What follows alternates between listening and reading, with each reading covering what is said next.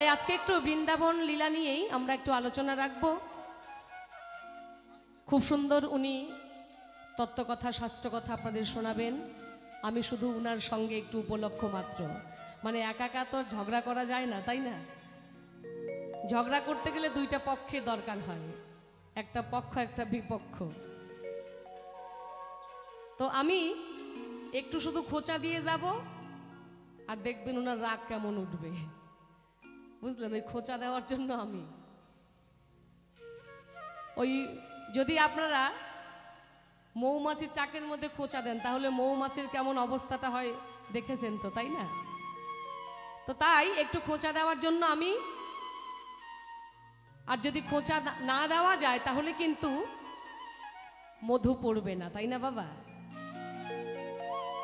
তো দেখেন, এই যে কৃষ্ণ কথা, এই স্বল্প সময়ে কৃষ্ণ কথা আলোচনা করে যে আমরা আপনাদের মন ভরতে পারবো সেটা কিন্তু নয়।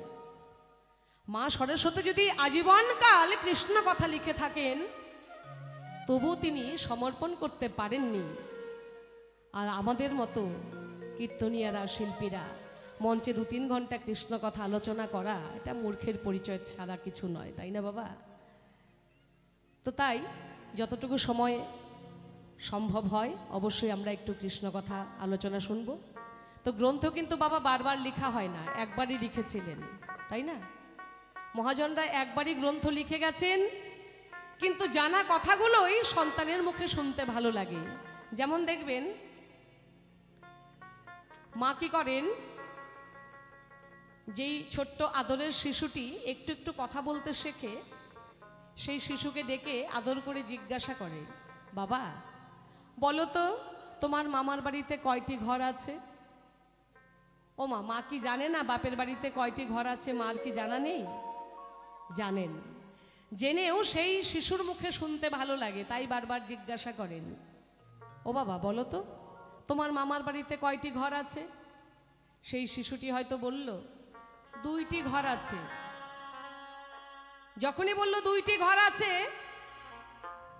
মা কি করেন, সেই সন্তানকে সঙ্গে সঙ্গে আদর করে বুকে জড়িয়ে ধরে নেন। কতই না আদর করেন, কতই চুমু খান। তার সেই সুন্দর বদনে এই আদো আদো করে কথা বলতে শেখা, সেই মুখে কথাটা শুনতে তার ভীষণ ভালো লাগে। তাই জানা কথা শিশুর মুখে শুনতে যেমন মায়ের ভালো লাগে, ঠিক তেমনই সাধুগুরু বৈষ্ণবজন আপনারা গ্রন্থ পড়তে পড়তে আপনাদের কিছু অজানা বলতে কিছু নেই, সবই আপনারা জেনে গেছেন, বুঝে গেছেন।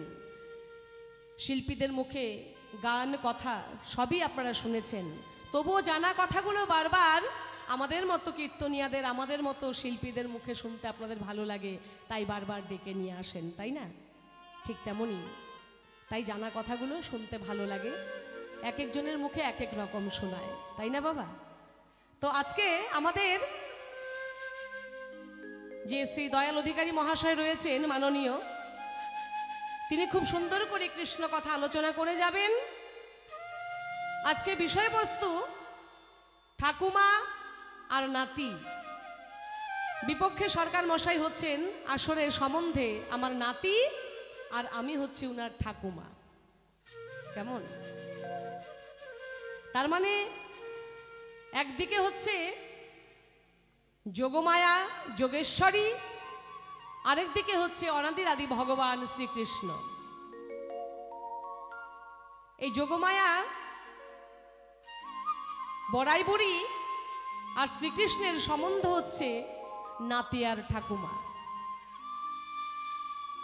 তাই সেখানে দাঁড়িয়ে আজকে আমাদের বিষয়বস্তু, আমি যোগমায়া যোগেশ্বরীর ভূমিকায় থেকে, মানে ঠাকুমার ভূমিকায় থেকে নাতিকে শ্রীকৃষ্ণ অনাদি ভগবান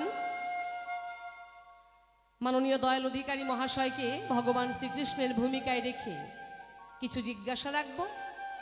যা করে যাব জিজ্ঞাসা সুন্দরভাবে উনি করে যাবেন, তার খোলাসা জবাবের কিছু অভাব রাখবেন না, আশা রাখছি। তাই এবার সেখানে দাঁড়িয়েই আমি কিছু জিজ্ঞাসা করতে চাই। কি করে পালাটা শুরু করছি আর কি কি জিজ্ঞাসা রাখছি, একটু মনোযোগ সহকারে সকলের শোনা চাই।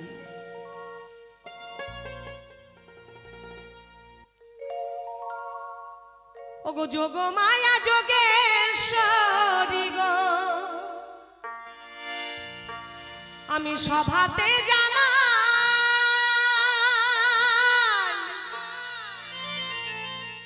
বিপক্ষেতে আছেন যে জন,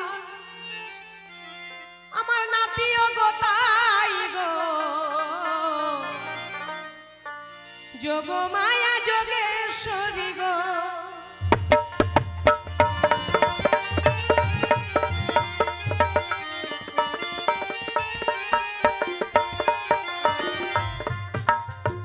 যোগ মায়া যোগেশ্বরী গো, সভাতে জানা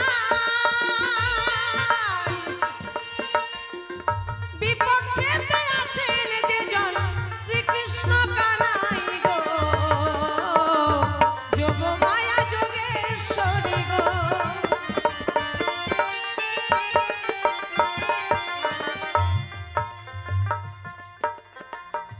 যোগমায়া যোগেশ্বরী গো, আমি সভাতে জানাই আমার বিপক্ষেতে আছেন যে জন, তিনি হচ্ছেন শ্রীকৃষ্ণ কানাই, সম্বন্ধে আমার নাতি হলো তাই।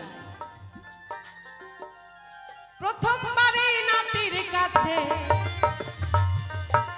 কিছু জিজ্ঞাসা করতে চাই, সূক্ষ্ম সূক্ষ্ম জবাব যেন সবার মাঝে পাই।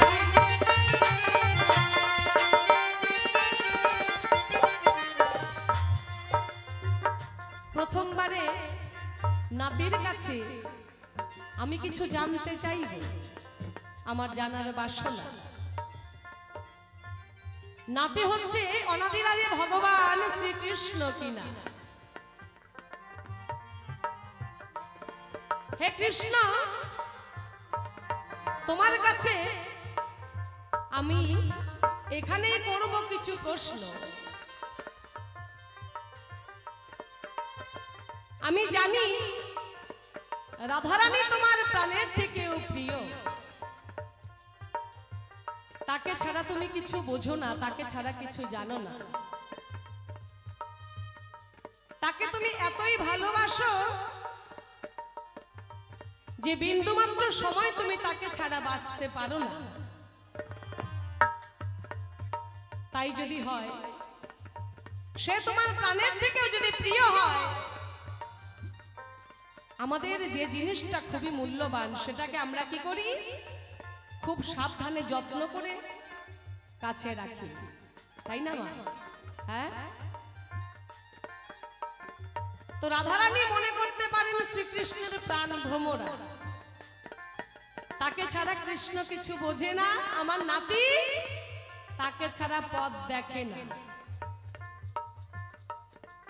তাহলে তোমার কাছে আমি জানতে চাই, প্রাণের কানাই সেই রাধারানীকে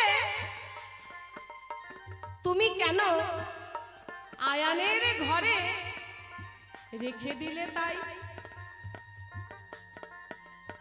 সেই রাধারানীকে তুমি আয়ানের ঘরে দিয়ে দিয়েছো, আয়ানের ঘরণী করে। কেন গো? যাকে তুমি এত ভালোবাসো, যাকে দেখার জন্য তুমি পাগল হয়ে যাও, কি করে রাধার সঙ্গে একটু দেখা করা যায়? যখনই তার কথা মনে পড়ে, যমুনার কূলে গিয়ে তুমি কদমের ডালে বসে বাঁশিতে রাধা রাধা বলে ডাকো, আর সেই রাধাকে তুমি আয়ানের ঘরে রাখো। ব্যাপারটা কি? হ্যাঁ, এই আয়ানের ঘরণী করে তুমি তাকে কেন রেখেছো? আয়ান আগের জন্মে কে ছিল, কি পুণ্য করেছিল যে রাধাকে দাপর যুগে সে স্ত্রী রূপে পাইল?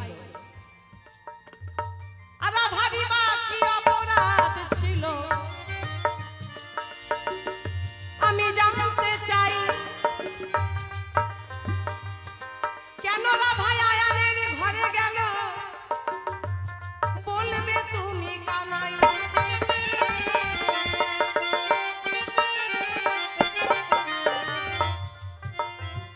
রাধার কি অপরাধ ছিল যে তোমাকে হারিয়ে তোমাকে ছেড়ে সে আয়ানের ঘরে আছে? সে আয়ানের ঘরণী হিসেবে সে জীবন কাটাচ্ছে। তোমার কাছে আমার জানার বাসনা আছে। আর এক কথা তোমার কাছে আমি জানতে চাই, সুন্দর করে জবাব দিবে এই সভার মাঝে তাই।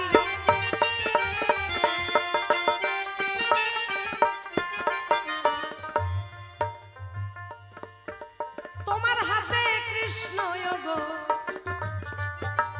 একটি বাঁশি দেখতে পাই, এই বাঁশির মধ্যে আমার মাছের মাথা কেন এলো তাই।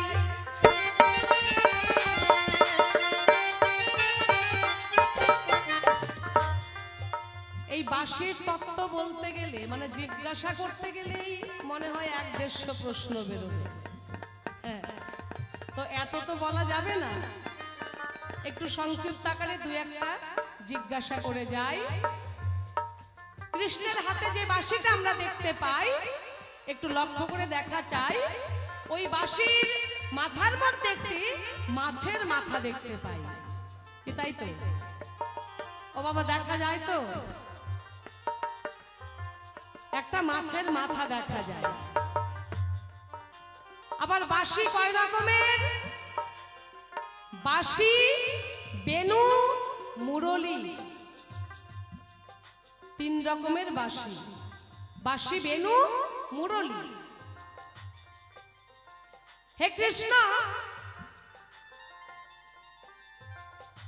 এই বাঁশি, বেনু, মুরলি তুমি কখন কোনটা বাজাও? এই বাঁশি তুমি কোথায় পেলে? এই বাঁশি তুমি কার কাছে শিখেছিলে? তোমার এই বাঁশিতে এত জাদু আছে, এত মধু আছে, যেই বাঁশির সুর শুনলে কেউ ঘরে থাকতে পারে না। তোমার জন্য পাগল হয়ে তোমার পিছনে ছুটে যায় কিনা। এই যে আমাদের সঙ্গে বাঁশি বাজাচ্ছেন মাননীয় দাদা, তো বাঁশি আপনাদের কেমন লাগছে? ভালো লাগছে তো? ভালো লাগছে। কিন্তু আমরা এই 2 দিন থেকে এখানে প্রোগ্রাম করছি, এখনো কিন্তু নজরে পড়ে নাই যে উনার জন্য কেউ পাগল হয়ে উনার পিছনে ঘুরে বেড়াচ্ছে। কি মেয়ে ছেলে, কি বেটা ছেলে, গরু ছাগল কিছুই কিন্তু পিছনে ঘুরে বেড়ায় নাই। কিন্তু জানেন, কৃষ্ণের বাঁশির সুর যে শুনে সেই পাগল হয়ে কৃষ্ণের পেছনে ছুটে চলে যায় তার সাথে সাথে। এই বাঁশির সুরে এমন মধু আছে, এমন জাদু আছে। এই বাঁশি তুমি কোথায় শিখেছিলে ওগো নাতি তাই? এই বাঁশির তত্ত্ব আমি একটু জানিবারে চাই।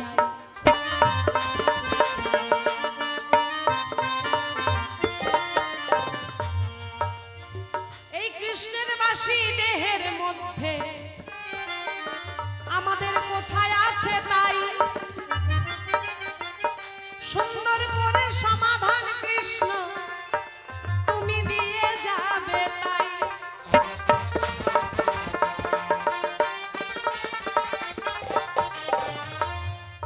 বাঁশির মধ্যে কয়টা ছিদ্র?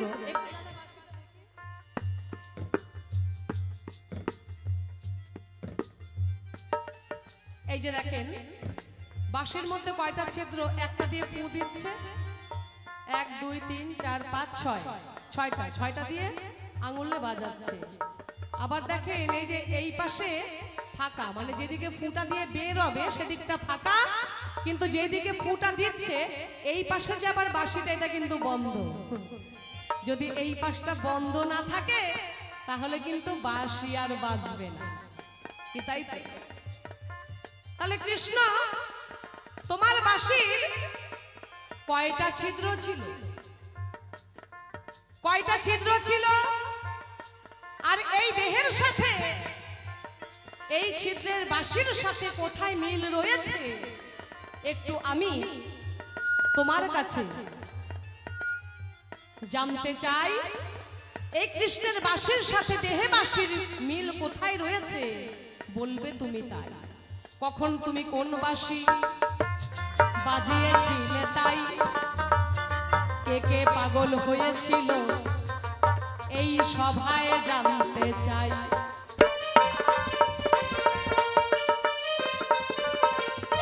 এই পর্যন্তই তোমার কাছে নাতি রইল জিজ্ঞাসন, সুন্দর করে জবাব দিবে শুনবেন মন মতন।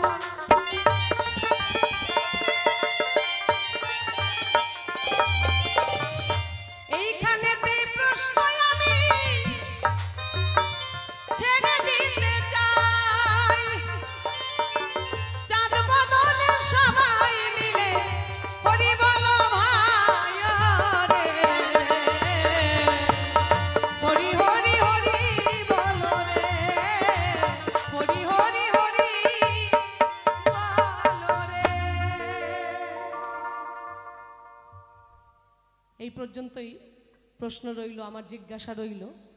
তাই অনেকগুলোই হয়ে গেছে, যতটুকু সময় হয় উনি আশা রাখছি খুব সুন্দর করে সমাধান দিয়ে যাবেন। এখানে ছেড়ে দিচ্ছি, খুব সুন্দর করে আপনারা জবাব শুনে নেবেন। জবাবে আশা রাখছি উনি কিছু অভাব রাখবেন না। যারা ছড়িয়ে ছিটিয়ে আছেন দয়া করে ছড়িয়ে ছিটিয়ে আপনারা দাঁড়িয়ে থাকবেন না, দয়া করে আসুন, আসন গ্রহণ করুন। আসন গ্রহণ করে আপনারা সুন্দর করে বসে সকলেই বাউল গান শ্রবণ করুন। হরে কৃষ্ণ।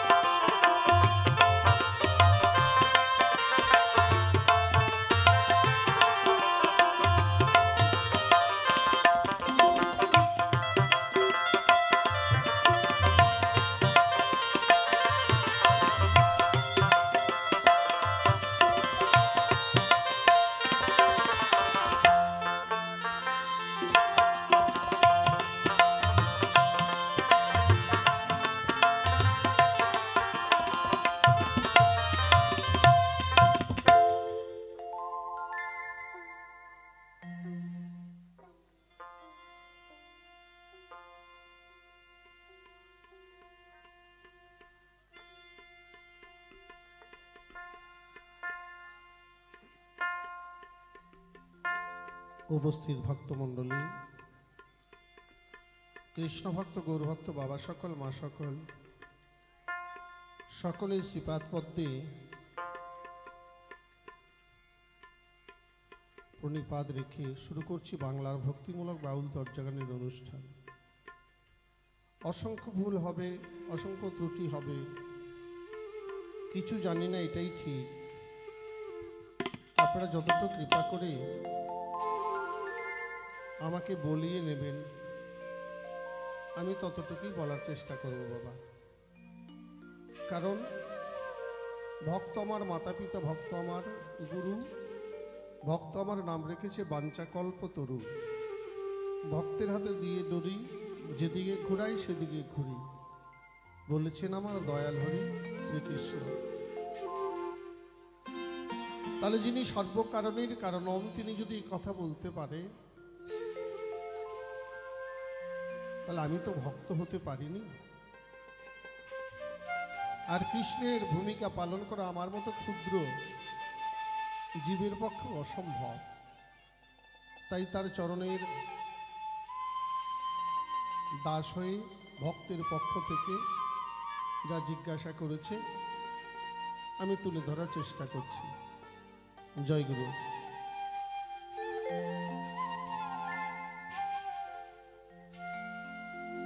ওরে যে বাসিতে মন নিয়াছে,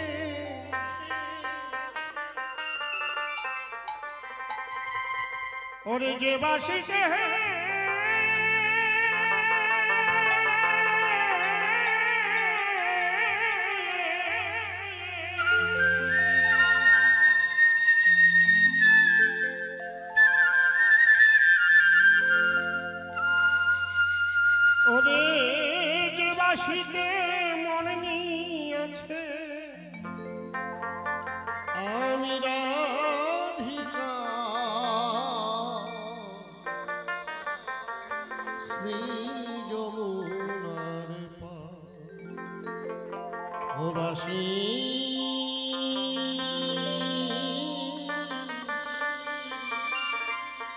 বাঁশি বাজবে নি কোয়া শ্রী যমুনার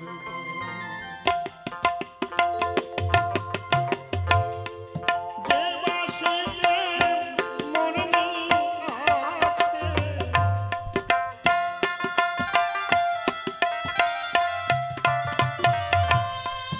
ওরে যে বাঁশিতে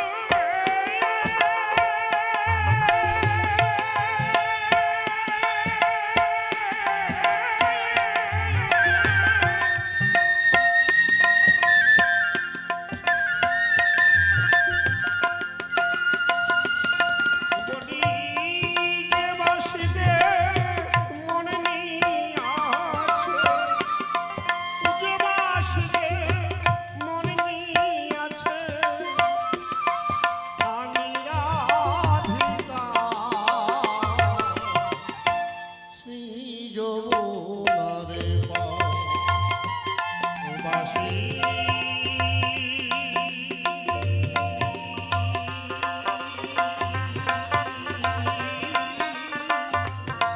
বাঁশি বাজবে নি কোয়া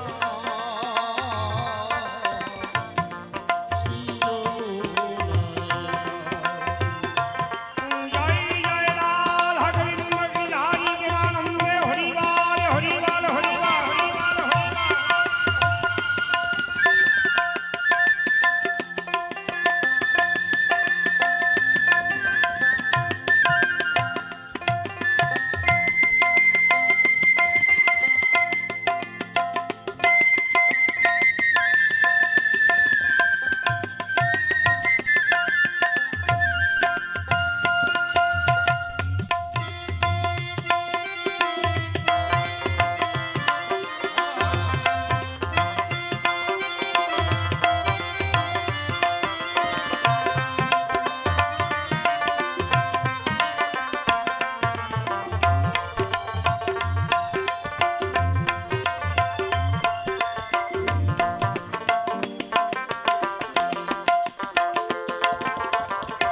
আমার রাধারানী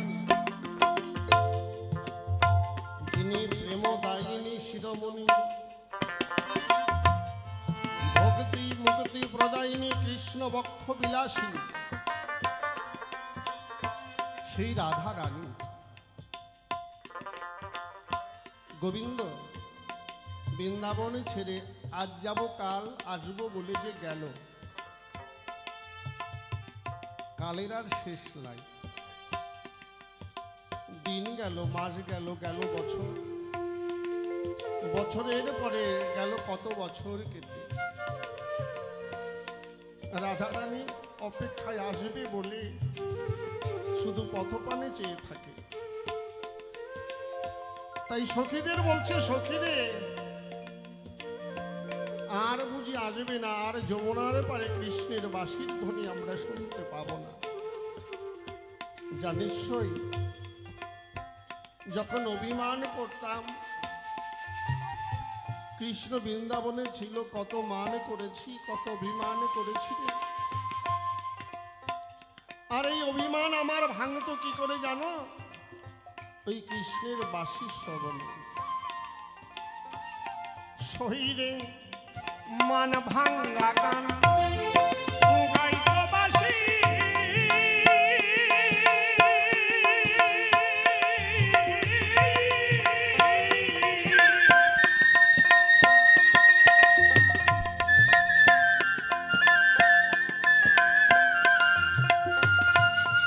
ওরে মুখে দিয়া মধুর হাসি প্রাণস প্রাণস হইল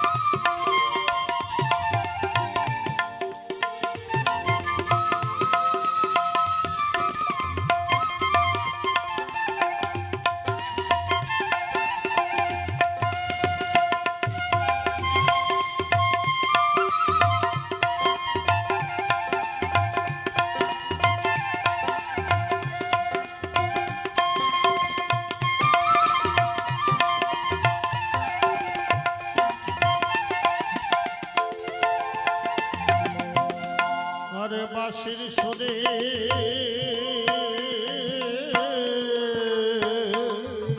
বাঁশির সুরে উঠবে কাল বৈশাখীর ঝড় ভরা গাঙ্গে হারা হতাম রাধারি অন্তর গো রাধারি অন্তর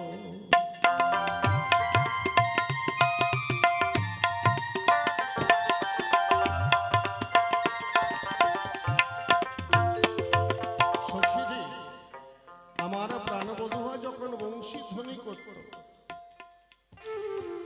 যেমন উতাল বাতাল বেগে কালবৈশাখীর ঝড় ওঠে সব যেমন ভেঙ্গে চুরে মনে হয় সব কিছু নিয়ে যায় তদ্রুপই বধুয়ার যখন বংশীর ধ্বনি আমি শ্রবণ করতাম আমার হৃদয়েও যেন একটা কালবৈশাখীর ঝড় উঠত তাই ভরা কলস খালি করে ছুটে যেতাম যমুনার পারে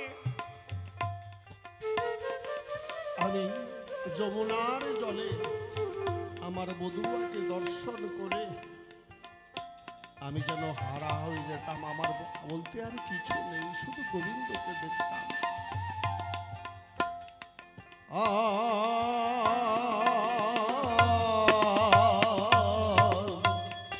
বাঁশির সুরে উদিত বেদে কাল বৈশাখীর ঝড় ভরা গাঙ্গে হারা হতাম রাধারি অন্তর গো রাধারি অন্তর মায়া বেরি তেজ করি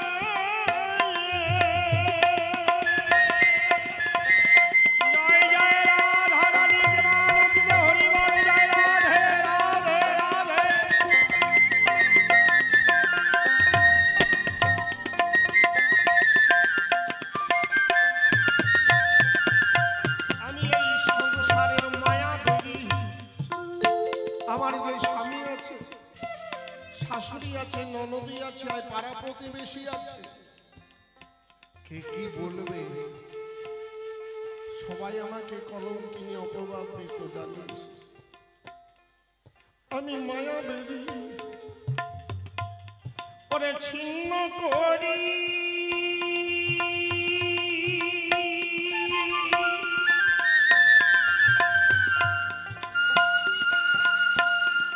কৃষ্ণয়নে ধরতাম পারি প্রাণ প্রাণ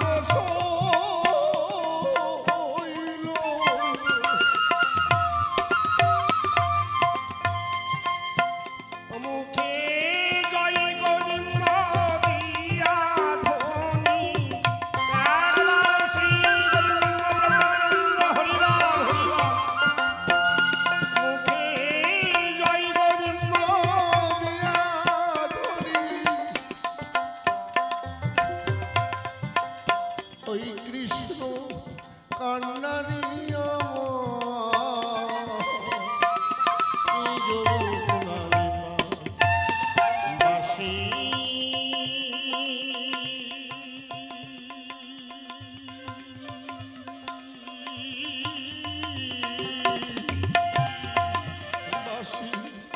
বাজবে নি গোয়া শ্রী যমুনায় পা জয় জয় রাধা গোবিন্দ গিরিধারী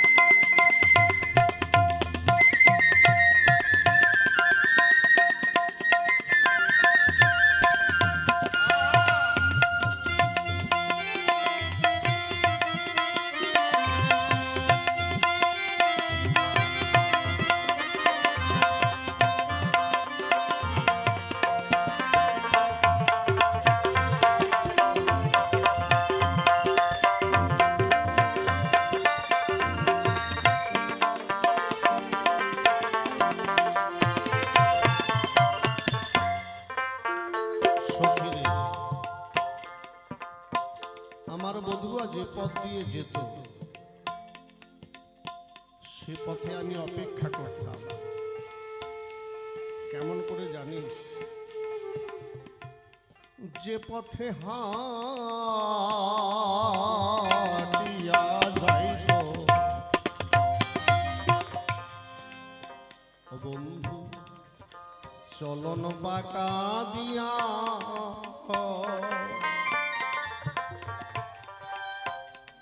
আমি সে পথে দাঁড়ায়া থাকতাম তিলক চন্দন লইয়া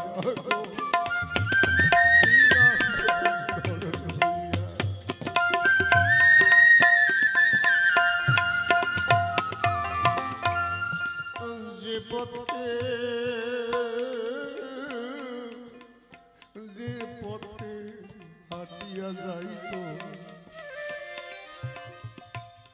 আমার কৃষ্ণ বিনোদিয়া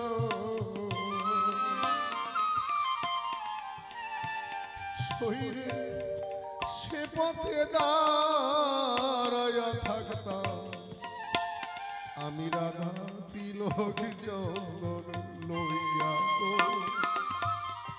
তিলক চন্দন লইয়া শরীরে এত ভালোবাসা দিয়ায় মনে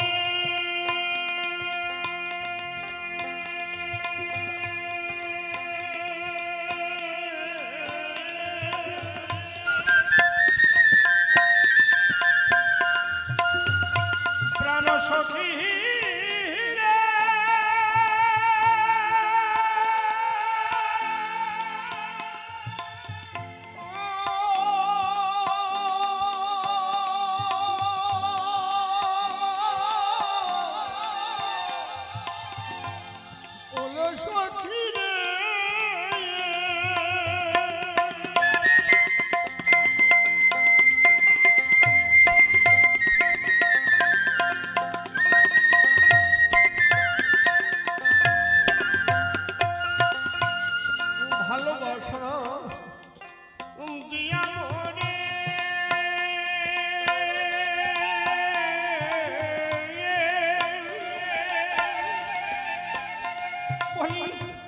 সে যদি লুকায়া থাকে প্রাণ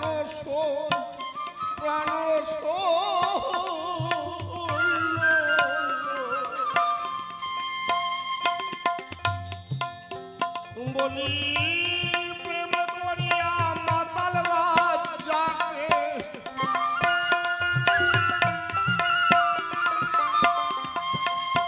গানটি যিনি রচনা করেছেন অত্যন্ত জ্ঞানী গুণী ভাবুক তত্ত্বজ্ঞ একজন বাউল সম্রাট বাংলাদেশের মাতাল রাজ্জাক দেওয়ান সাহেব। তার ছেলে গান করে, বধূ মাতাও গান করে, তারা অত্যন্ত গুণী বা জ্ঞানী শিল্পী। আপনারা ইউটিউবে সার্চ করে দেখবেন কাজল দেওয়ান, বাবলি দেওয়ান। এই মাতাল রাজ্জাকের ছেলে এবং বৌমা। সেই সম্রাট দেখেন কোন জায়গায় দাঁড়িয়ে ভগবান কৃষ্ণ রাধার প্রেম নিয়ে গানটা রচনা করলেন। বলি এত ভালোবাসা শিখাইয়া মরে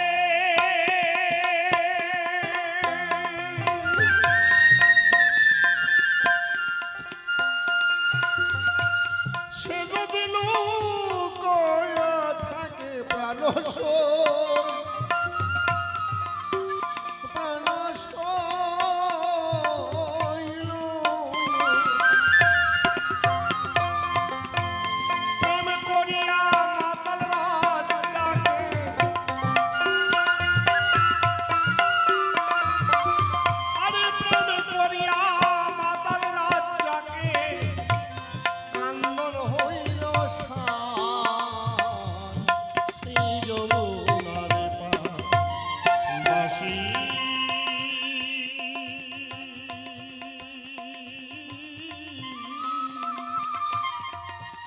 বাজবেনি গোয়া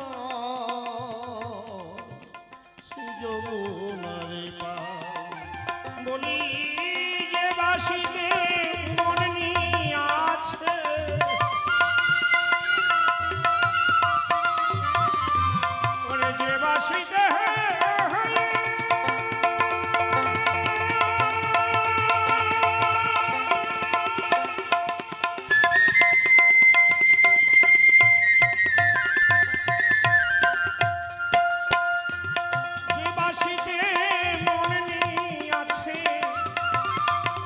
আমি রাধিকা শ্রী যমুনারে বাসি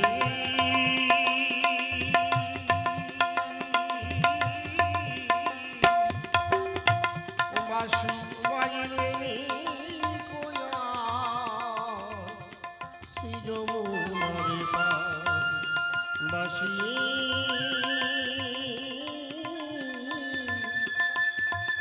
বাজলে কোয়া শ্রী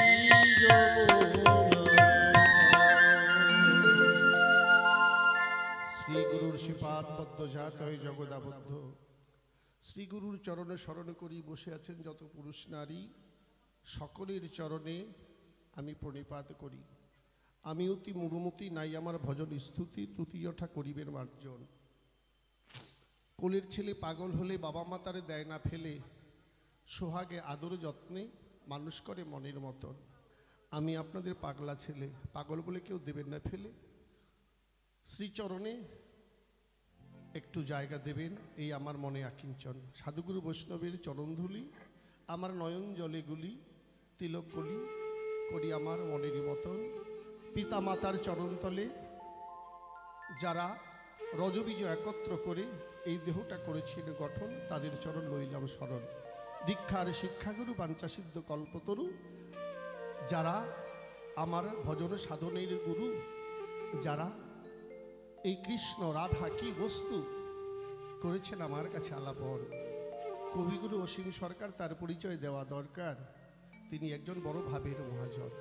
সকলের পরিচয় দিয়া এবার ভূমিকাতে দাঁড়াইয়া যা করেছে জিজ্ঞাসা করতে হবে খুলাসা। এখন দাঁড়াই ভূমিকায়। এখন কি যে হে ভগবান কৃষ্ণ, তোমার প্রিয় বস্তু রাধা, রাধা ছাড়া তুমি একটি মুহূর্ত থাকতে পারো না। রাধাকে বড় ভালোবাসো, রাধা তোমার প্রেমের গুরু। তাহলে বলো দেখি, তাই সেই রাধাকে কেন আয়নের ঘরে দিলে? কি পুণ্য ফলে আয়ন রাধাকে পেল? কেন রাধা আয়নের ঘরের ঘরণী হলো? আমি তোমার কাছে জানতে চাই, তাই না বাবা? দেখো, এটার দুইটা উত্তর আছে আমার কাছে।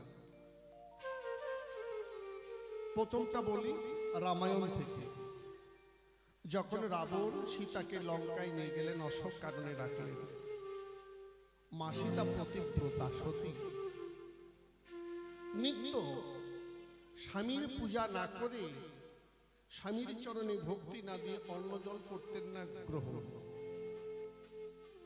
কিন্তু হরণ করে নিয়ে গেলেন লঙ্কাধিপতি রাবণ। সেখানে তো রাম নাই, তাই না বাবা? অশোক কাননে রেখেছে সীতারে, তাই একদিন নয়, দুদিন নয়, 3 দিন অতিবাহিত হয়, সীতা অন্ন জল করে না গ্রহণ। যেই চেরি, যেই দাসীগুলো পাহারায় ছিল, তারা চিন্তা করে সীতা না খেয়ে অন্ন জল ত্যাগ করে তো প্রাণ হারাবে। রাবণের কাছে খবর দেওয়া হলো। রাবণ এসে বলে, সীতা বলো, অন্ন জল গ্রহণ করো না কি কারণ? ধরো তোমার স্বামী রাম কোনোদিন এলো তোমাকে উদ্ধার করার পরে, তুমি অন্ন জল ত্যাগ করে প্রাণ পাখি যদি যায় তোমার ছেড়ে, তুমি রামকে ভালোবাসো, রামও তোমাকে ভালোবাসে, তাহলে সে তো ব্যথা পাবে, তার জন্য তো অপেক্ষা করতে হবে। যদি আমি জানি রাম আমার সঙ্গে যুদ্ধে পারবে না, তবু যেহেতু তুমি প্রতিব্রতা ভালোবাসো, স্বইচ্ছায় যতদিন তুমি আমাকে গ্রহণ না করবে, আমি ততদিন তোমাকে স্পর্শ করব না। বেশ, বলো তোমার কি আক্ষেপ? বলে, হে দশানন, তুমি জানো না, যারা প্রতিব্রতা সতী ভজে, তারা নিজ পতি, নিজ পতির চরণ তারা করে সদা সর্বক্ষণ অনুসরণ। তাই তুমি হরণ করেছ রাবণ, আমারে এনেছ লঙ্কাপুরে, রেখেছ অশোক কাননের ভিতরে, আমার প্রতি নাই আমার কাছে এখন। তাহলে প্রতিদিন পতির চরণে ফুল জল দিয়ে পূজা দেওয়ার পরে আমি অন্ন জল খাই, আমি স্বামী ছাড়া তো খেতে পারবো না। তাহলে উপায়? বলে, উপায় একটা আছে। রাবণ, তুমি আমার কথা নাও, ওই সাগর পার থেকে কিছু মৃত্তিকা আয়ন করে আমাকে এনে দাও, মানে কিছু মাটি এনে দাও। আর রাবণ আদেশ করল, সাগর পার থেকে কিছু মাটি এনে দেওয়া হলো। এই নাতিনদের অত্যাচার ভালো না, ওই দুইটারে বিয়ে দেন। এই নাতিন গুলা বিরক্ত করিস না দাদুরে, বিরক্ত করিস না, বিরক্ত করলে অসুবিধা আছে। হ্যাঁ, এই যে দেখ এদিকে আমার দিকে তাকা, এই যে বর এখানে খাড়াই আছে, সিঁদুর লাগামো নিয়ে চলে যাবো, কিন্তু একদম গন্ডগোল করা যাবে না। কি তাই না? নাতিন তো বেশি গন্ডগোল করলে অসুবিধা আছে, তাই না? সিঁদুর দিমো নিয়ে চলে যাবো, তোদের করি মানা, একদম গন্ডগোল করিস না। দাদু দেখ হাসতেছে, দাদু কিন্তু রাজি আছে, দিয়ে দিব। একদম গন্ডগোল করিস না, চুপ করে বস। হ্যাঁ, গান শোন দাদা, গন্ডগোল করে না। এবার রাবণের আদেশ অনুসারে মাটি এনে দেওয়া হলো সীতারে। সীতা ওই মৃত্তিকা দিয়ে, মাটি দিয়ে সুন্দর একটি রামের মূর্তি গড়ে। রামের মূর্তি গড়ার পরে বলি আপনাদের দ্বারে তার প্রাণ প্রতিষ্ঠা হলো, চক্ষুদান করা হলো। এখন সীতা পূজা দিয়ে অন্ন জল খায়। কিন্তু একটা কথা বলি আপনাদের ঠাই, একটা মূর্তি যখন গড়া হয়, পুরুষ মূর্তি হলে তার শিষ্ণদেশ, নারী মূর্তি হলে মাতৃদ্বার। এটা কোনো মালি বা কোনো কারিগর গড়ে না। গড়ে বাবা? তৈরি করে না। যাই হোক, শেষে সীতা উদ্ধার হলো, যুদ্ধে রাবণ পরাজিত হলো।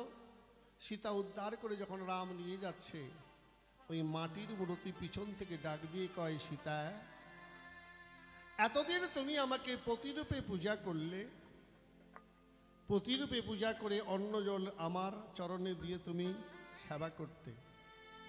আজ তুমি তোমার আসল পতিকে পেয়ে আমাকে ফেলে রেখে চলে যাচ্ছ, আমার গতি কি হবে? আমি তো তোমার ঘরণীর রূপে আমি তোমার সেবা যত্ন পেয়েছি। রাম বলল, তথাস্তু, আগামী দাপর যুগে তোমার আশা পূর্ণ হবে। যেহেতু তোমার ঘরণী রূপে সেবা যত্ন করেছে, তো তুমি এই ভাত তরকারি এটা পাবা, অসুবিধা নাই, এটা তোমার দেওয়া হবে। তাই সেই মাটির মূর্তি নাম আয়ন ঘোষ। বললে নাই দোষ। কেন তিনি নপুংসক হলো? ওই যে শিষ্ণদের সীতা নাহি গড়ে ছিল। গেল একটা উত্তর। আর যাহা আমরা ভাগবতের মধ্যে পাই, সুতাপা নামে এক মুনি, এক ব্রাহ্মণ, নারায়ণের আরাধনা করতেন। তিনি আরাধনা করতে করতে শ্রীহরি যখন দর্শন দিলেন, শ্রীহরি বলে, বলবৎস কি চাও? বলে, তোমার লক্ষ্মীকে ঘরণী রূপে চাই। বলে, এটা সম্ভব না, দেওয়া যাবে না। নিজের বউরে দেওয়া যায় বাবা? এটা হবে না। তুমি অন্য বর চাও। বলে, না, ওটা ছাড়া অন্য বর চাই না। দেও দেও দেও বর, না দেও না দেও, দেখি তুমি কতক্ষণ না দিয়ে পারো। চলে যায়, আবার সাধনা করে। নারায়ণ এসে দেখা দেয়, কিছুতেই যখন রাজি হয় না, হেটমুণ্ড ঊর্ধ্ব পদে সাধনা শুরু করলেন। মা লক্ষ্মী বলছে, হে নারায়ণ, হে প্রভু, ভক্ত তার মাকে ঘরণী রূপে চাইছে, তাই না? তার ঘরকে রক্ষা করার জন্য চাই, সে তো পত্নী রূপে চাই নাই,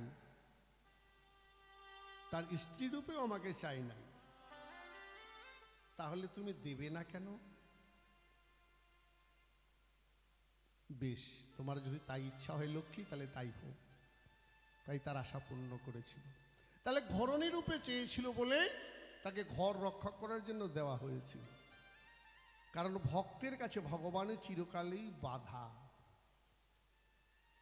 ভক্ত ভক্তির জোরে ভগবানকে অনেক কিছু করতে পারে বাবা, পারে না? আপনারা সাক্ষী গোপালের গল্প শোনেন নাই মা? হ্যাঁ, সাক্ষী দিতে হয়েছিল, হ্যাঁ, তাই না?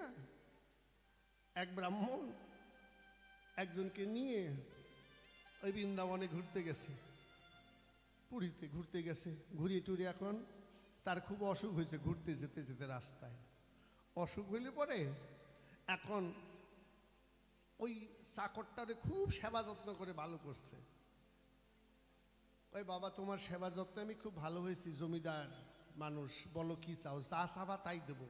আমি সত্যি করে বলছি, আমার গুরুর নামে সত্যি করে বলছি, যা চাবা তাই দেবো। বলে দেবা? ঠিক আছে, তুমি বলো কি দেবা। বলে তোমার মতো সৎ ছেলে যে এত সেবা পরায়ণ হতে পারে, আমি আমার কন্যাকে দেশে গিয়ে তোমার সঙ্গে বিবাহ দেব। কথা তো দিয়ে ফেলাইছে। তাহলে সাক্ষীকে, একজন তো সাক্ষী থাকা দরকার, তাই না বাবা? এই যে কথা হচ্ছে, পরে যদি আপনি না দেন, তা সাক্ষী আর কেউ নাই। এই যে গোপাল ঠাকুর ছিল, গোপাল ঠাকুরের সাক্ষী রাখছে। কেমন? গোপালের সাক্ষী রাখছে যে গোপাল তুমি সাক্ষী। এবার চলে আইছে, আসার পরে আর মেয়ে দেয় না, কয় দূর, ওইটা চাকর বাকর মানুষ, ওর কাছে আমরা জমিদার মানুষের সম্বন্ধ করা যায় নাকি? কইছি বৃন্দাবনে কইছি। কি বাবা, মানুষের কাছে এই তোর কি প্রমাণ আছে রে? আমি এরকম কথা কইছি, ভাই আছে না গোপাল? তা গোপাল রাইনে সাক্ষী দিতে পারবি? হ্যাঁ পারবো। সেই সাক্ষী গোপালকে আনতে গিয়ে গোপাল সাক্ষী দিয়েছিল। ভক্ত পারে না এমন কিছু হয় না। ভক্ত অনেক কিছু করতে পারে মা, ভক্তির জন্য, ভক্তির জন্য অনেক কিছু করতে পারে। এই জন্য তো ভগবান বারবার বলেছে, ভক্ত আমার মাতা পিতা, ভক্ত আমার গুরু, ভক্ত মোর নাম রেখেছে পাঞ্চা কল্পতরু। ভক্ত দিলে খাই, না দিলে উপবাসে যাই, ভক্তের তরি অচল হলে আমি নিজ হাতে বৈঠা ভাই। যদি কেউ ভক্ত হতে পারে, কারণ যদি ভক্তি অন্তরে থাকে, খালি মালা নিলাম, ঝোলা নিলাম, বড় বড় তিলক কাটলাম, বড় বড় চুল রাখলাম, আর বাতলিং দিয়ে বেড়ালাম, এইটা খাবো না, ওটা খাবো না, এটা শোবো না, ওইটা ধরবি না, তা করলে হবে না। তারে ভক্ত কয় না। ভক্তের জায়গাটা টোটালটাই আলাদা। ভক্তের কোনো বিচার থাকে না। ভক্ত বহু রকম হয় তো মা, জ্ঞানী ভক্ত, প্রেমী ভক্ত, তত্ত্বন্বেষী ভক্ত, কি বাবা, জিজ্ঞাসু ভক্ত। ভক্ত চার প্রকার, সব ভক্ত একরকম নয়। এই জন্য কে কেমন, কৃষ্ণ কেমন, যার মন যেমন। তাহলে তোমার প্রথম জিজ্ঞাসা হলো খোলাসা। এবার দ্বিতীয় জিজ্ঞাসার কাছে যাই।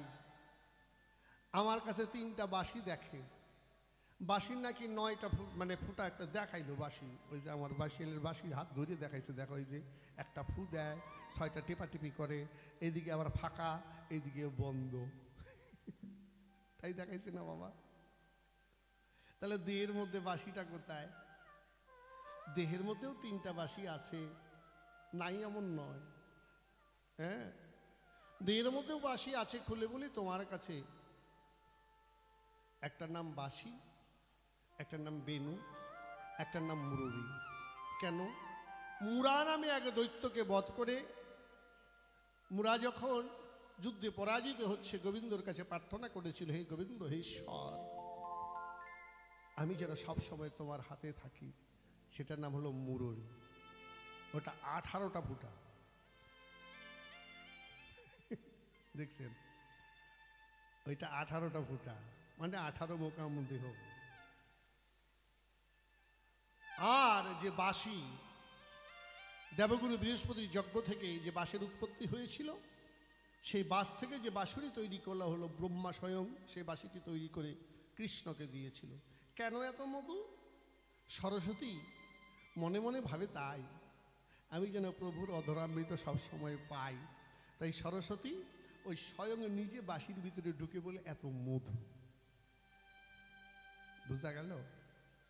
তাহলে এই বাঁশিটা হচ্ছে 9টা ফুটা। ওই যে 6টা টিপাটিপি করে একটা ফু দেয়, এই পাশে একটা বন্ধ, এই পাশে খোলা। তোমার মানব দেহ 9টা ফুটা, কি বাবা, তাই না? একটা বন্ধই আছে। অনেকেও ফু দেয় না, ফু দেওয়া যায় না। আর বেনু হচ্ছে একটি ফুটো, এক ছিদ্রে বেনু। এই বেনুটা কোথায় সৃষ্টি হলো? যখন দৈত্য দানবে সমুদ্র মন্থন হয়েছিল, মন্থনে যখন অমৃত উঠল, দেবতারা অসুরদের দেবে না, নারায়ণ কি করলো? মোহিনী রূপ ধারণ করেছিল, একটা মেয়ে এসেছিল না বাবা, অপূর্ব সুন্দরী। সেই সময় তার পুরুষ অঙ্গটা অমৃত রোহান্ডে লিখেছিল, তাই হচ্ছে বেনু, বেনুর একটা ফুটো। এই চাইতে বেশি ভাঙ্গে পাওয়া যাবে না। হ্যাঁ, তাহলে বেনু কখন বাঁচত? যখন হতো মহারাজ তোমার কাছে করি প্রকাশ। একমাত্র মহারাসের সময় বেনু বাঁশি বাজায়। হ্যাঁ, আর যখন হতো রাস তখন মুরারি বাজাতো। আর এই যে নবম ছিদ্রের বাঁশি, এটা কখন বাজাতো? প্রথম রন্ধ্রের সুরে গোপী মনোহরে, দ্বিতীয় রন্ধ্রের সুরে গোপী ঘর সারে, তৃতীয় রন্ধ্রের সুরে ভোলে যশোমতী মায়, চতুর্থ রন্ধ্রের সুরে রাখালগণ সকলে গোষ্ঠে যায়, পঞ্চম রন্ধ্রের সুরে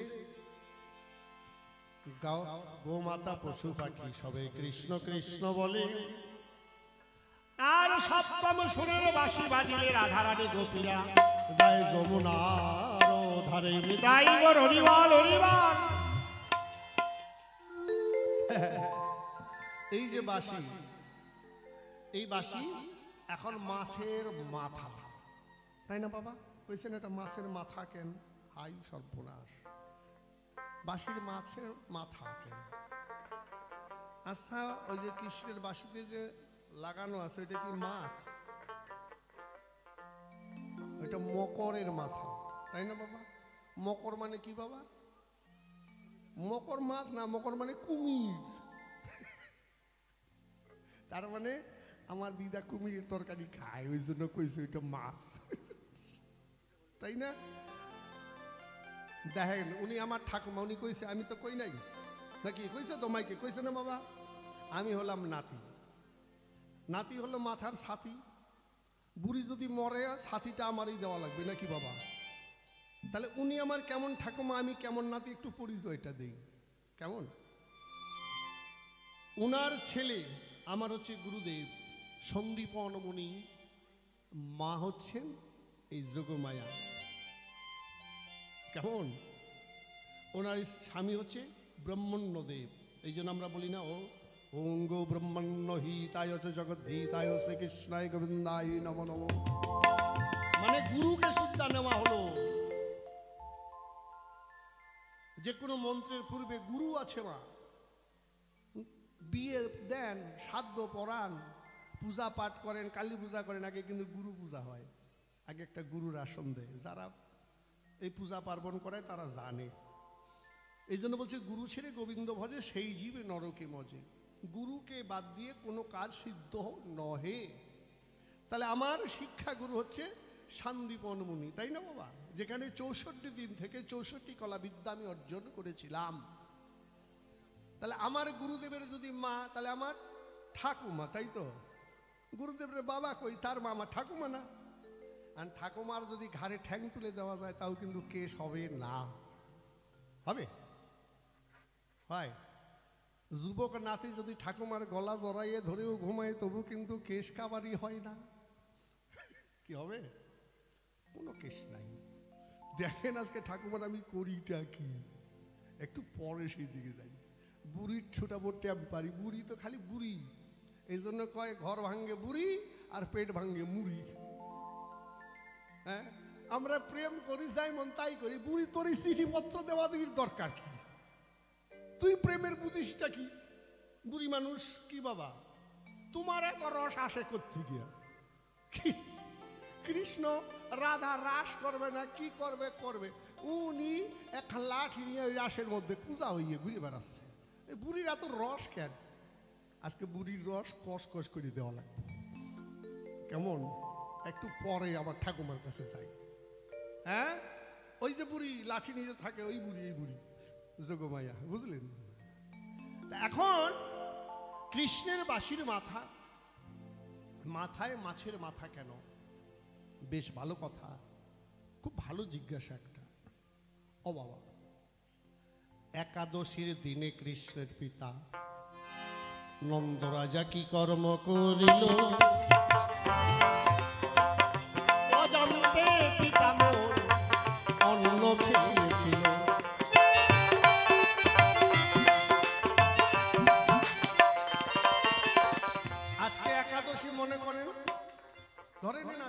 একাদশী? সবাই তো আর আমরা পঞ্জিকা দেখি না, আর সবাই আমরা সাদা বুঝিও না কোন দিন একাদশী, কোন দিন দ্বাদশী, কোন দিন অমাবস্যা, কোন দিন পূর্ণিমা। খাইলি ওই খাইকে রাখো। বাঘে করে শিকার, সাপে করে আহার, ব্রাহ্মণে করে ভোজন, সাধুগুরু বৈষ্ণবগণ করে সেবা, আর পূজা পায় দেখো যত দেবী আর দেবা। হরিবল হরিবল হরিবল। একাদশীর দিনে জানায় নন্দ রাজা কি কর্ম করিল, অজান্তে দেখো নন্দ রাজা অন্ন খেয়েছিল।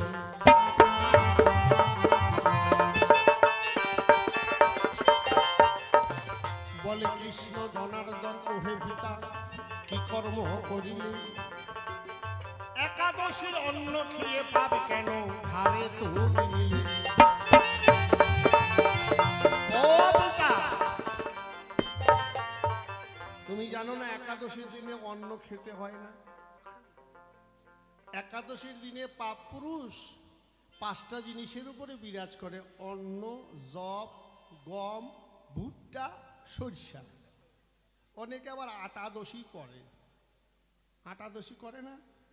সারাদিন থাইকিয়া সন্ধ্যার সময় 60 কেজি দুধ, বড় বড় সবরি কলা, রুটি বানাইয়ে চটকাইয়ে খেয়ে নিলাম 60। ওরকম না 1 বছর থাকা যায়? থাকা যাবে না বাবা রুটি খাইলে এরকম পেট ভরাইয়ে? ওই যে পাঞ্জাবের মানুষ ভাতই খায় না, 12 মাস খালি রুটিই খায়। তোরা কি আমাদের চাইতে স্বাস্থ্যবান কম নাকি? তাহলে ওইটা হচ্ছে আটাদশী না। অন্ন মানে ধানের যা কিছু হবে, গমের যা কিছু হবে, ভুট্টার যাহা কিছু হবে, জবের যাহা কিছু হবে, এবং সরিষা মানে সরিষার তেল, এই 5টা জিনিস বাদ দিয়ে বাকি আপনি নিতে পারেন। তবু একবার নিতে পারবো বলি যে খালি ঘন ঘন খাইয়ে যাবো তা কিন্তু হবে না। দিনে একবার নিতে হবে। হ্যাঁ, স্বল্প আহারী হতে হবে। একাদশী করে কেন? একাদশী মানে এক আদর্শী। এক আদর্শী একাদশী। উপবাস মানে কি? উপ মানে কাছে, বাস মানে থাকা। যেদিন দেখবেন উপবাস থাকবেন মনটা একটু ভক্তিভাব ঈশ্বরের প্রতি টান থাকে, তাই না? না হলে তো থাকা যাবে না বাবা। উপ মানে কাছে, বাস মানে থাকা। ঈশ্বরের কাছে থাকার নাম হচ্ছে উপবাস। তো নন্দরাজা অজান্তে, আজকে একাদশী তিনি জানেন না, অজ্ঞানে অজান্তে অন্ন গ্রহণ করলেন। ভগবান কৃষ্ণ বলে, নন্দের ঠাই পিতা, তুমি একাদশীর দিনে যে অন্ন গ্রহণ করলে, এই অন্নের মধ্যে পাপ পুরুষ বিরাজ করে, তোমার কি জানা নাই? বলে, পুত্র আজকে যে একাদশী আমার তো নাই জানা। ঠিক আছে, যখন খেয়ে ফেলেছি তাহলে আমার একটা বুদ্ধি আছে। বলে কি? আমি বমন করিয়া গঙ্গা জল খাবো, আর ওই গঙ্গায় গিয়ে স্নান করে আমি পবিত্র হইয়া যাব।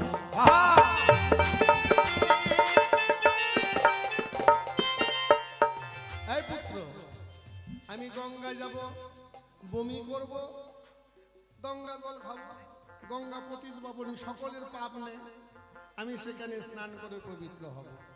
কৃষ্ণ কয়, দেখো চেষ্টা করে। এবার নন্দ রাজা যখন এই ভূমিতে বমি করতে যায়, জোর হাত করিয়া মা বসুমতী সম্মুখে দাঁড়ায়।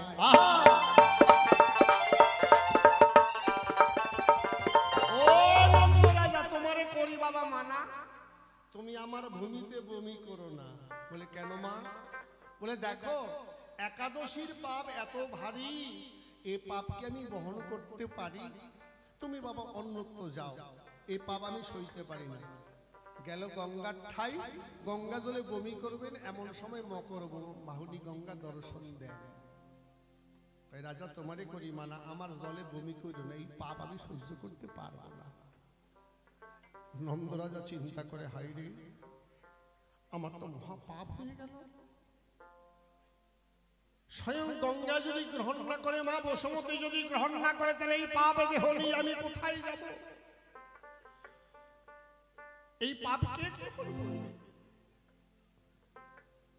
বিষাদ মনে ফিরে এলেন।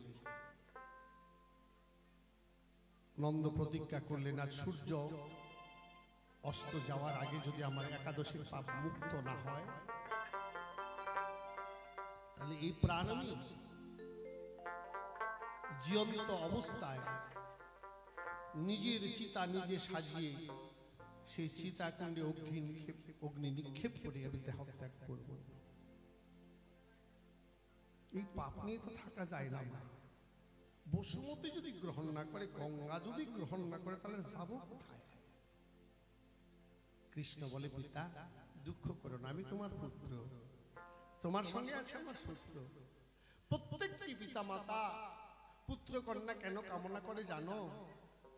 এই পুণ্যাম নরক থেকে মুক্তি পাবার পরে। তাই তো তারা পুত্র কন্যা সংসারে কামনা করে। আমি যেহেতু পুত্র, আমি একটু চেষ্টা করে দেখি। বেলা চলে যায়, কি করবে না করবে নন্দরাজা প্রতিজ্ঞা করেছে, চিতা সাজাচ্ছে। ভগবান কৃষ্ণ দুহাত তুলে ডেকে ডেকে বলছে, ওগো পৃথিবীবাসী, কীট পতঙ্গ পশু পাখি মানুষ জাতি যারাই আছো, তোমরা শোনো, আমার পিতা একাদশীর অন্ন খেয়ে পাপ করেছে। তোমরা যদি কেউ আমার পিতার পাপ করহ গ্রহণ, আমি কথা দিলাম সেই নন্দের নন্দন যাহা যাবে তাহাই দিব, পুরাবো মনের আকিঞ্চন। আর মাত্র এক দণ্ড বাকি, মানে 24 মিনিট। 24 মিনিটে এক দণ্ড।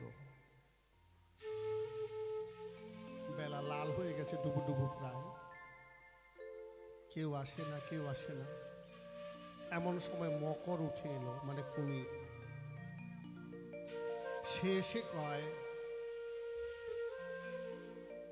হে ভগবান শ্রীকৃষ্ণ, আমি আপনার পিতার পাপ গ্রহণ করতে ইচ্ছুক, তবে আমি যা চাইবো আপনি দেবেন তো? বলে, হ্যাঁ দেব। বলে, দেব বললে হবে না, আমার সঙ্গে ত্রিসত্য অঙ্গীকার করতে হবে। ভগবান বলল, সত্য সত্য সত্য, আমি নন্দ সুত প্রতিজ্ঞা করলাম, আমার পিতার মাতার নামে শপথ করে বলছি, হে মকর, যা চাইবে তাই দেব। তাই ঠিক আছে। মকর হা করে, নন্দরাজা বমি করে। তখন মকর কয়, হে দয়াময়, ওই বমন আমার এখনো মুখের ভিতরে, আমি ভিতরে নেই নাই। হে চক্রধারী, তুমি আমার কথা নাও, তোমার ওই সুদর্শন চক্র দিয়ে আমার শিরচ্ছেদ করে দাও। নিতাই গৌর হরিবল হরিবল হরিবল। মকর, তোমার যদি শিরচ্ছেদ করি, তাহলে তো তুমি যাবে মরি, তোমার প্রাণ বিয়োগ হবে, তাহলে তোমার লাভ কি? বলে, প্রভু আমার একটা আশা পূরণ করো। তুমি কথা দিয়েছ, আমি যা চাইবো তুমি দেবে। প্রভু গো, তোমাকে দর্শন করতে করতে প্রাণ ত্যাগ করব, আর কৃষ্ণের সুদর্শন চক্র দিয়ে মারা যাবে, এর মতো আনন্দ কিছু হতে পারে? শেষ ইচ্ছাটা কি? আমার এই শিরচ্ছেদ করার পরে আমার মুন্ডটি তোমার বাঁশিতে ঠাই দিও, তোমার হাতে থাকবে। তুমি যখন বাঁশুরি বাজাবে, অধরামৃত ঝরবে, তাই খেয়ে আমার সমস্ত পাপ মোচন হয়ে যাবে। আমি তোমার হাতে রব, তোমার সাথে সাথে ভক্ত সঙ্গ নিত্য নিত্য পাবো। তাই ভক্তবৃন্দ দর্শন হবে, সাধু গুরু বৈষ্ণবের বাজারে যাব। নিতাই গৌর হরিবল হরিবল হরিবল হরিবল। এই হচ্ছে ভক্তের বাসনা, ভক্তের কামনা। তাই এই জন্য মকরের মাথা আমার বাঁশিতে পেয়েছে ঠাই। এবার ঠাকুমা বলো দেখি, তুমি আমার ধারে, তোমার বেশটা এইরকম কেন পরেছো? তুমি শাড়ি হয়েছে কিন্তু বুড়ি, পরে শাড়ি হয়েছে বুড়ি। তো শাড়িটা সাদা, পাটটা লাল। শাড়িটা সাদা, পাটটা লাল।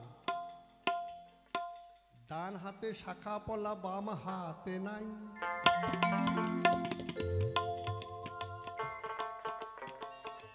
আবার স্মৃতিতে সিঁদুর দেখি কেন কপালে পরো নাই। এটা তোমার কোনো ভাব আমি বুঝি না, বুঝি না। তুমি সধবা না বিধবা না অধবা না ধবধবা তাও তো জানি না। আর যদি স্বামী থাকে তাহলে সধবা, শাখা সিঁদুর থাকে, তাই না বাবা? দুইটাই থাকে। আর না থাকলে বিধবা। আর স্বামী আছে কাছে নাই, ডিভোর্স হয় নাই, ডিভোর্স ফাইল হয়েছে, ওইটা হলো অধবা। আর দবদবা, এই যে বৈষ্ণবীরা দেখবেন একেবারে দবদবা, শাখাও নাই সিঁদুর নেই, একবারে সাদা দবদবা, নাকি? তা তুমি তো কোনোটাই না, আমি কিছুই বুঝি না। সধবা না অধবা না দবদবা, এটা কেমন ব্যাপার? এক হাতে শাখা, এক হাতে নাই। স্মৃতিতে সিঁদুর কপালে নাই। পরেছ সাদা শাড়ি, আর পাটটা খুব লাল। এরকম কেন? ব্যাপারটা কি? কি বাবা, এর কারণটা কি? আরো দেখি তোমার হাতে একটি লাঠি দেখিবা আরো পাই। যেখানে যাও সেখানে লাঠি নিয়ে দাঁড়াও, এই লাঠির জন্ম তত্ত্ব জানিবার চাই। ওই লাঠিটা নিয়ে বেড়াও কেন? ওইটা তুমি কি, তোমার কি কুকুর টুকুরের ভয় আছে নাকি? যেদিক সেদিক যাবে কুকুর টুকুর ধরে বাড়ি দিবা না? ব্যাপারটা কি? লাঠিটা নিয়ে বেড়াও কেন সব সময়? হ্যাঁ, লাঠি ছাড়া তুমি একবারে মুটেও চলো না। ব্যাপারটা কি? তাই আমার রাধারানী কৃষ্ণ প্রেমের শিরোমণি মিনতি।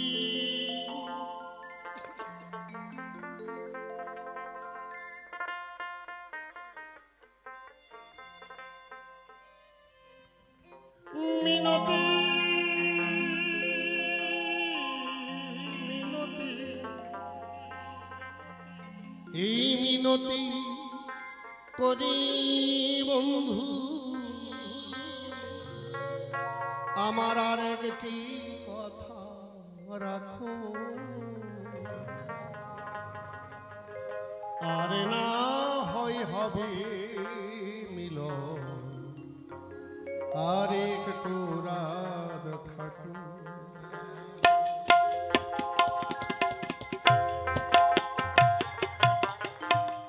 এই মিনতি করি বন্ধু, এই মিনতি মিনতি, এই মিনতি করি বন্ধু, একটি কথা রাখো। আরে না হয় হবে মিলন, আর একটু রাতে থাকো। আরে না হয় হবে মিলন, আর একটু রাত থাকো। একবার নিতাই গৌর হরিবল হরিবল হরিবল।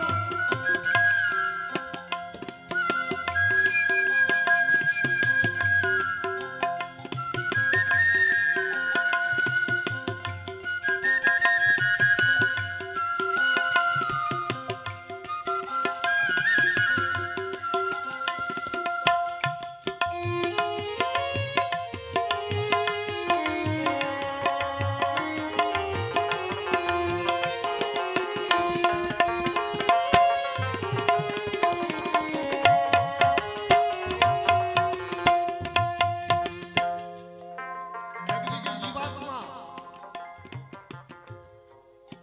এই দেহের সঙ্গে যখন প্রাণ পাখি চলে যায়,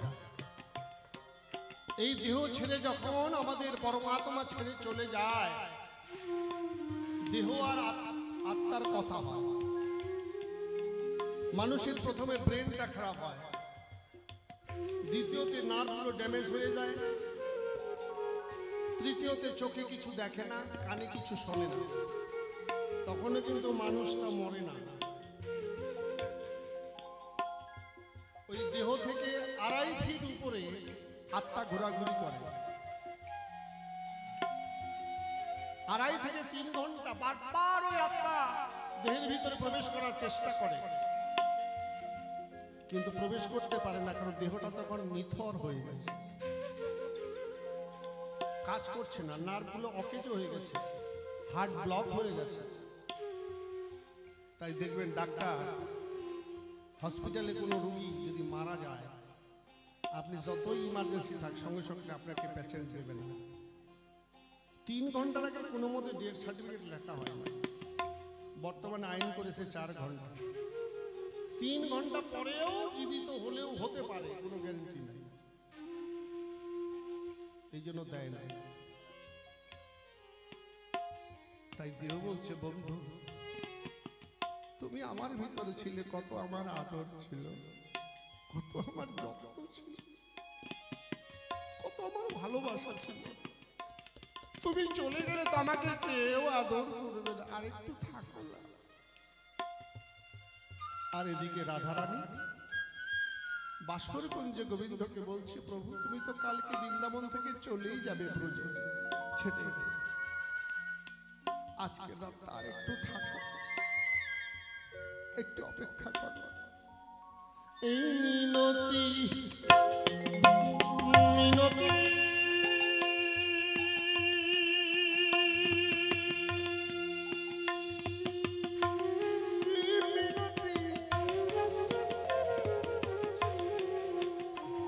আমি এই মিনতি করি বন্ধু, এই মিনতি করি বন্ধু, একটি কথা রাখো,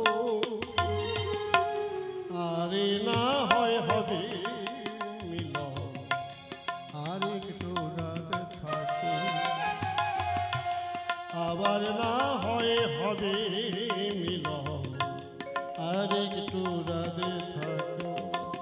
জয় জয় নিতাই নিতাই গৌর হরিবল হরিবল, জয় মা ভাকালী সজনী কালী প্রেমানন্দ হরিবল।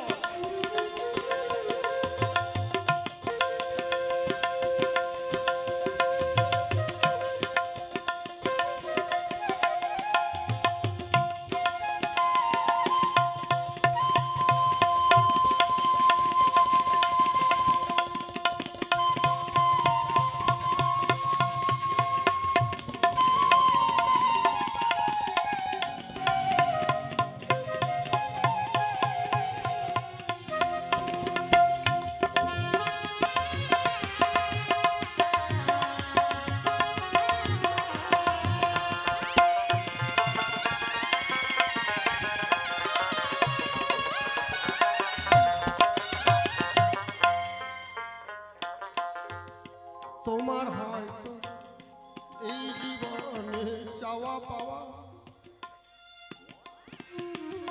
ওরে বন্ধু এই জীবনে কত নারা, আসবে আর যাবে, তোমার আমার এই মধুর রাত আর কি কখনো হবে।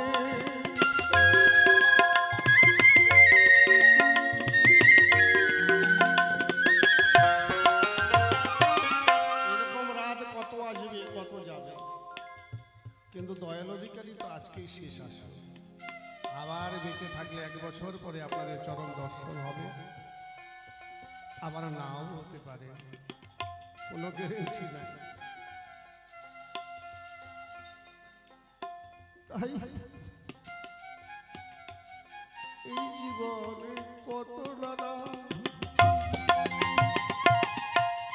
আসবে আর যাবে,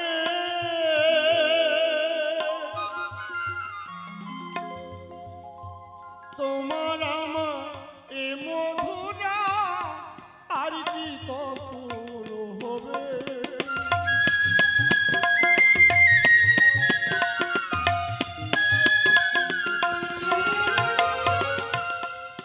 চাই আমার প্রাণে বন্ধু, কি চাই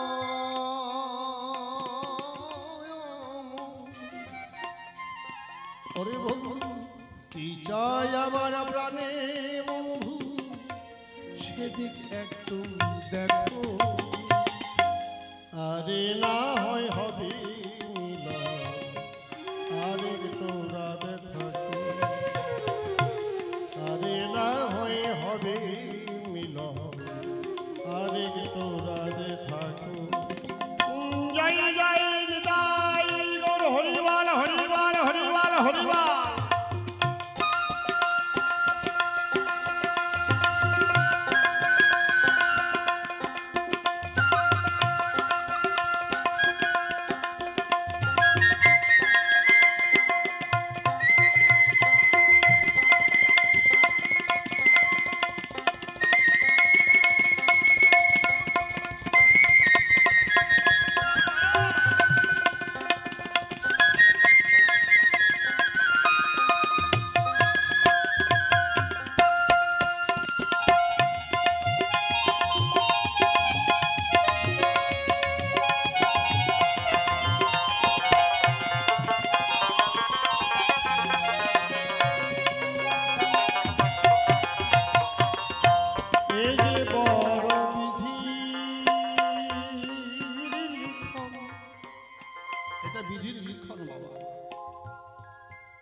আশায়ার যাওয়া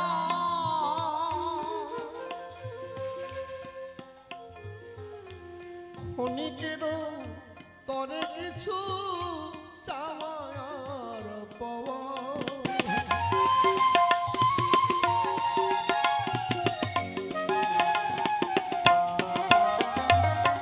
ছেলে পেয়েছি, মেয়ে পেয়েছি, বাবা মা ভাই বন্ধু আত্মীয় স্বজন কত কিছু পেয়েছি, কত চাওয়া কত পাওয়া। যা চাইনি তার চাইতে অনেক বেশি বেশি আমায় গোবিন্দ দিয়েছে। হে দয়াল, তুমি তো আমাকে পাঠিয়েছ, আমাকে নিয়ে এমন কিছু করিও না যাতে মানুষের সমাজের কারো ক্ষতি হয়। আমি যেন এই দুহাত দিয়ে তোমার কর্ম করতে পারি, এই বদনে যেন তোমার কথা বলতে পারি, এই কর্ণে যেন তোমার কথাই শ্রবণ করতে পারি, আর তোমার প্রসাদ যেন করতে পারি আমি গ্রহণ। এই যে বড় বিধির আশায়ার যাওয়া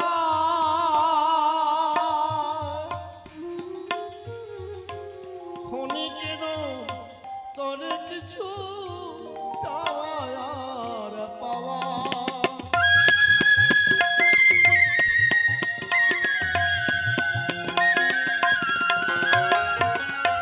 চাওয়াই যদি শেষ হয় গো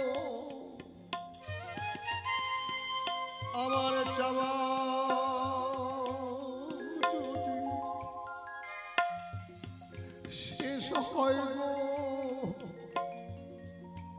একটুখানি দেখো। আর না হয় হবে মিলন, আর একটু রাধে থাকো। আর না হয় হবে মিলন, আর একটু রাধে থাকো। জয় জয় রাধা গোবিন্দ গিরিধারী বিমানন্দ হরিবাল হরিবাল হরিবাল।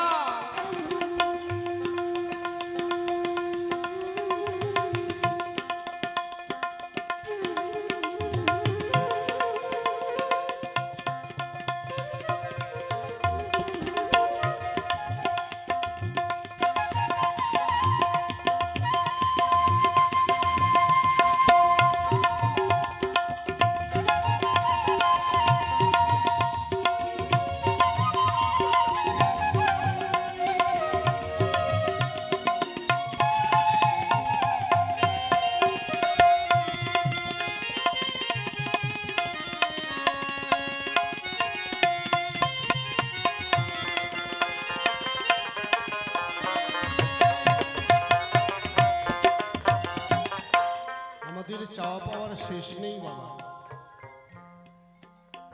যেটা আমার চাওয়ার দরকার আমরা সেটা চাই না তো। যেটা আমি চাইলে সত্যিকারে পেতাম সেটা আমার চাওয়া হয়নি, তাই না পাওয়াটা হচ্ছে দুঃখের কারণ। সত্যি যদি আমি চাওয়ার মতো চাইতে পারতাম তাহলে আমার দুঃখ হতো না। চাওয়া যদি খাঁটি হয় পাওয়া কোনো ব্যর্থ নয়। চাইতে জানি না বলে আমার জীবনে পাওয়াও হলো না। এই মিনতি করিব বন্ধু, এই মিনতি,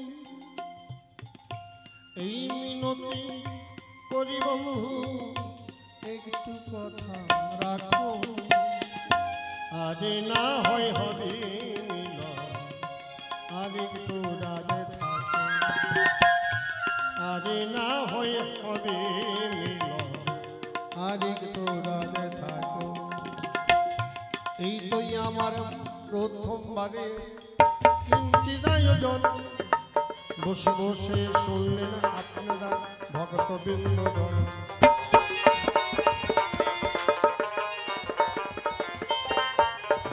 যাহা আমায় জিজ্ঞাসা ছিল,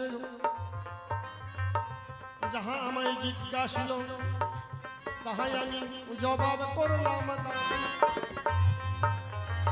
যাহা জানা ছিল গুরু জ্ঞানে তাহাই দিলাম সমাধান।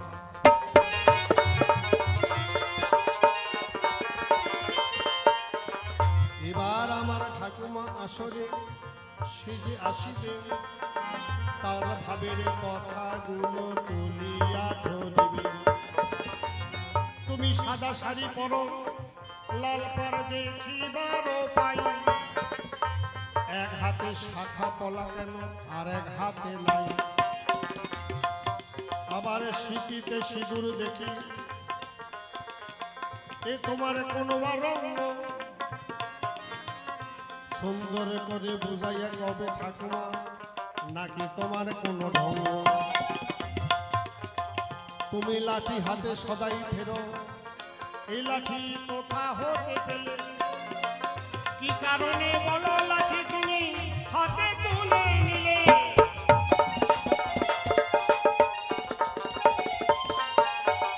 এই ওই আমার প্রথমবারে কিঞ্চিৎ আয়োজন, বসে বসে শুনলেন আপনারা যত ভক্তবৃন্দগণ। আর অনেক ভাবে বলতে গিয়া অনেক হলো ভুল, ভুল ভুল করে নেবেন আপনারা চরণ পূজার ফুল। থাকে তবে বেশি বলে নিষ্প্রয়োজন, আমার মতো ভাব আমি করি সফরণ। দেখি এসে কোনোভাবে কোনো কথা কয়, কোনোভাবে কতই আবার উঠাই গেল। এইখানেতে আবার ভাব আমি দেব ছেড়ে, ঠাকুরা দাঁড়াবে আসরণ আমার। আর কেন বেশি বেশি বলিবারে যাব, এইখানে ভাব আমার সাঙ্গ করে দেব। আর কেন বেশি বারে বলিবারে যাই, এইখানে আসর আমি ছেড়ে দিতে চাই। এইখানে যে ভাব মিলাইয়া ভাবে সঙ্গ করি, জয় জয় মা শ্মশানে